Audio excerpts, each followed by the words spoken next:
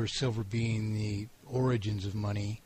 In fact, I've done, I wouldn't say by any stretch of the imagination, exhaustive research on ancient economies, including, barter systems of the Native Americans, for instance. They used different kinds of trinkets, we might call them, as a medium of exchange. And these things appear to me to have arisen in human history at many times in many ways.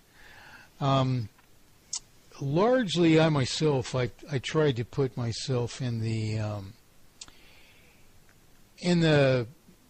role, so to speak, of a person, say, in the different circumstances of ancient societies, to attempt to intuit how currencies may have arisen.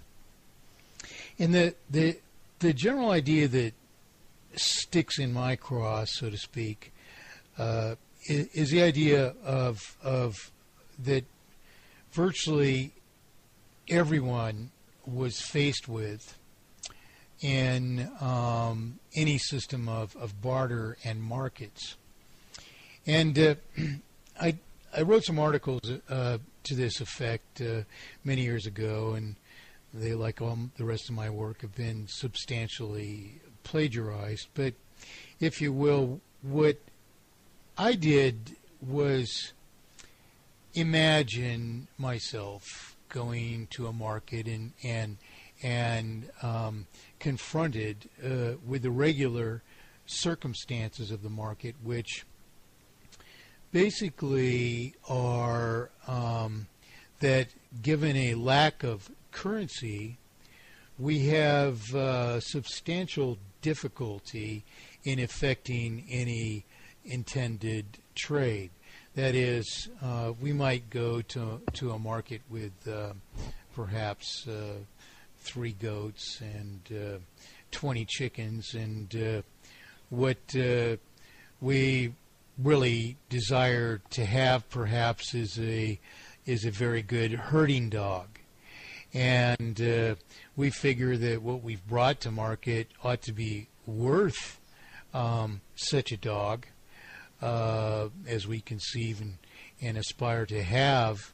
But nonetheless, it may not be at all what the owner of such a dog, should we find one, may want in turn for their dog. So what would happen, as I conceive of this, is that you would go to market and, say your neighbor goes with you, and you have him watch your assets while you quickly make a dash through the market, attempting to find the kind of dog you want, and lo and behold, you discover the very dog you'd wanted. But the owner, he wants a cow, and so what do? You run around the market and you find whatever 3 or 4 people who've brought cows of which reasonably answer to what this owner of this dog has wanted, and yet none of the owners of the cows want your 3 goats and 20 hens for the cow. So you still can't affect the trade. But each of them wants something else. So you dash about the market looking for people that possess those items who might want to trade for a cow. And finally you find one.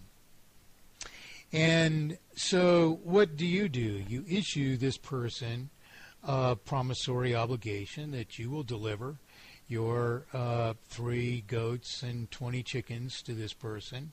If this person will deliver whatever they have to the person who has the cow, who will deliver the cow to this person who has the dog so that you can have the dog, and then you go to the person who has the dog and you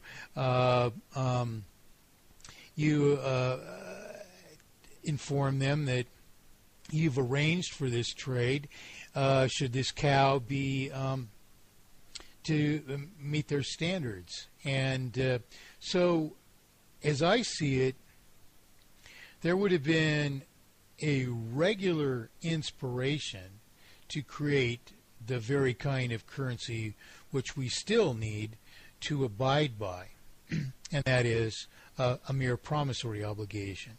In truth, these things are not actually debts, even. A promissory obligation is simply a promise to give up something in turn for something else.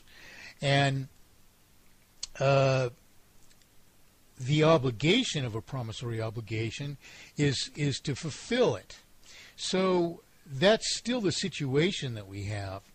And I can see how it would have been a regular occurrence at a market, at all markets that ever arose into existence, to adopt such a manner of trading. So I don't believe at all, and I don't believe there's any historic record of such a thing, that banks, in fact, introduced the idea of credit. What I believe actually happened was that, given that such a manner of trade would have arisen virtually anywhere and everywhere in the world as a natural consequence of the shortcomings of not having a currency, that is a medium of exchange, which is an immutable tokenization of value, which serves to trade any wealth for any other wealth. Lacking that, I can see that this would have been a prevalent manner of trading, the actual individual invention, if you will, of currency. And what I think actually probably happened was that at later times, in different places, someone took over the property that the market was held in. And in other words, you brought your goods every Sunday or Friday or whatever to this market, or every day of the week or whatever. And this person that owned the property decided that they had a better idea. They would issue these promissory obligations on behalf of the person who's the actual obligor of the arrangement. And so instead of you issuing an affidavit or a receipt for the fact that you possess 3 goats and 20 chickens that you wish to trade for a dog, they instead issued that same obligation and eventually sought to charge for it, and in the case of interest, sought to charge in a way which forced everyone to give up property at an ever-escalating rate, merely to participate in the market.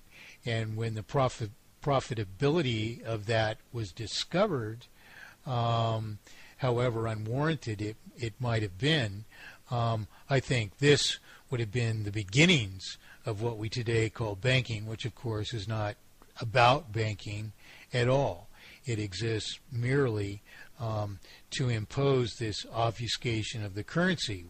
This person who's issuing this third party who gives up nothing, no consideration of lawful concern, is not a true issuer of credit. All they're doing is issuing evidence of our promissory obligations to each other, just as is happening today. So I see this as more or less an incidental invention or discovery, however intentional or inadvertent, which of course can be understood from its very beginnings to be a means of vast dispossession.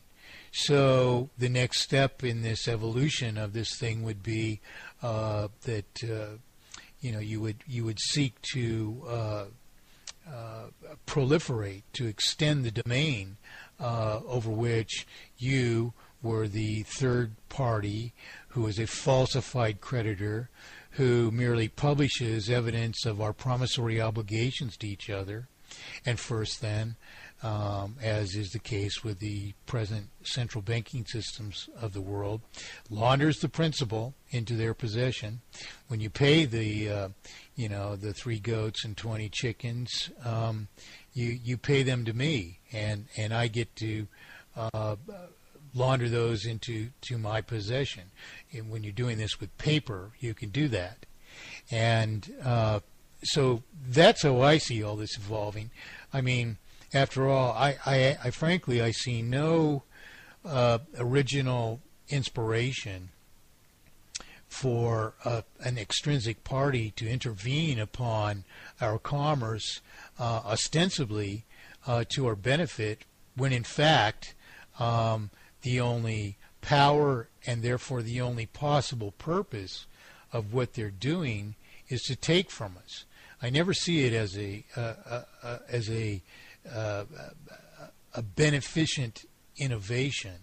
I see it only as a device, an imposed device, generally, most likely, of unassented dispossession. Yeah, the more I thought about the initial start, let's say, of how money was used in banking, it always brought me back to the old England as well, with the tally sticks.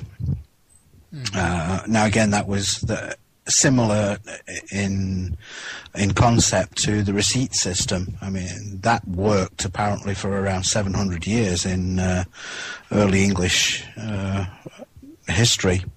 And that was just basically a stick with notches across, split in two, and the bank, or in this case it was the king, the treasury, kept one half, and the person who was lodging the money or wealth, whatever it might be, got the other part, and then that was done the same way. So it's how we got from that to the Bank of England in 1694, and how we then started getting the issue of paper receipts, and how fractional reserve started, and why. I mean, you alluded obviously that it wasn't really to help people. It was more of a case of somebody realized they could make more money from doing it this way, and steal actual property and wealth from others. And I'm trying to remember, there was a specific, I think it was a Scotsman, I can't remember his name, whether it was Bell or something similar. There was a Scotsman that came up with an idea that was very similar to like the Ponzi scheme and the initial banking. And I don't know if you remember the name of the guy or if you were aware of him, Mike, but if I can find it, it would be helpful, because I think he came up with some of the early idea about how this fractional reserve and the initial banking system came about. Now, he was found out, and I think he was sent to prison. I know what you're talking about. Yeah, I can't recall his name either. Yeah. Rather than go to all those places, which are, that was a scheme, and it's a famous. Yes, it was. Yeah. Is that the one that manifested in the expression "the theft of Teapot Dome"? I believe it was. In any case, let's connect the first dots. How we got this Bank of England and all. My research uncovers a